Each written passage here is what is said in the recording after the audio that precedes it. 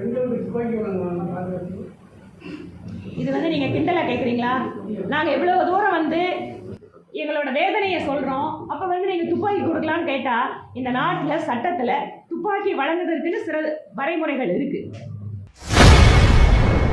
கோவையில் பெண் பாலியல் பலாத்காரம் செய்யப்பட்ட விவகாரத்தில் செய்தியாளர் சந்திப்பில் கோவை பாஜக எம்எல்ஏ வானதி ஸ்ரீனிவாசன் ஆவேசமாக கருத்து தெரிவித்துள்ளார். எதிராக மாநில அரசு எந்த அளவுக்கு இது தோல்வி அடைந்திருக்கிறது என்பதை காட்டும் முகமாக மகளிர் அணி சார்பில் நாங்கள் இந்த ஆர்ப்பாட்டத்தை தமிழகம் முழுக்க நடத்த போகிறோம். ஏற்கனவே இந்த முஸ்கான் ரித்திக் சம்பவம் கோவையில் நடந்தப்போ என்கவுண்டர் பண்ணியிருந்தாங்க குற்றவாளிகள். அது போன்ற ஒரு இது இல்லை பண்ணணும் இருப்பாங்க. இல்லைங்க, நான் இந்த என்கவுண்டர் பண்ணுறது, இந்த என்கவுண்டர் எப்படி தமிழ்நாட்டில் ஆயிட்டு இருக்குன்னா, ரொம்ப பரபரப்பான எமோஷனலான ஒரு விஷயம் நடக்கும்போது உடனே குற்றவாளிகளை பிடிச்சி இல்லை அவங்க குற்றவாளிகளா இல்லையான்னு தெரியாமையே ஒரு 2 பேர்த்த என்கவுண்டரில் போட்டால் வேலை முடிஞ்சதுன்னு கையை கழுவிட்டு போகிற மனப்பான்மை தமிழக அரசுகிட்ட இருக்கு. இது முற்றிலுமாக அவர்கள் பொறுப்பை கை நழுவுகின்ற செயல். நான் வந்து இமீடியட் நெருக்க ரியாக்ஷனுக்காக நீ யாராவது ஒருத்தர் பண்ணு நான் சொல்ல வரல. எதுவாக இருந்தாலும் சட்டத்தின்படி நடக்க வேண்டும் என்பதுதான் எங்களோட கோரிக்கை.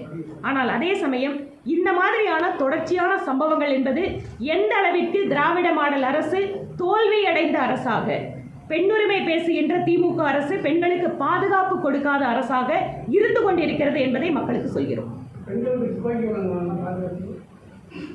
இது வந்து நீங்கள் கிண்டலாக கேட்குறீங்களா? நாங்கள் எவ்வளோ தூரம் வந்து எங்களோட வேதனையை சொல்கிறோம். அப்போ வந்து நீங்கள் துப்பாக்கி கொடுக்கலான்னு கேட்டால் இந்த நாட்டில் சட்டத்தில் துப்பாக்கி வழங்குவதற்குன்னு சில வரைமுறைகள் இருக்குது. மோசமான கவர்மெண்ட்டு, அதனால் நம்மளை பாதுகாக்கிறதுக்கு என்ன மாதிரி இருக்கணுங்கிறத ஒரு செல்ஃபுக்காக நாங்கள் சொல்கிறோம். அதனால் தயவு செய்து இதை சரியான முறையில் நீங்கள் எடுத்து செல்ல வேண்டும் என்பது எங்கள் கோரிக்கை. ஏற்கனவே கொங்குபெட்டில் பார்த்தீங்கன்னா எல்லா தோட்டங்கள் தான் பாதுகாப்பாக இருக்காங்க.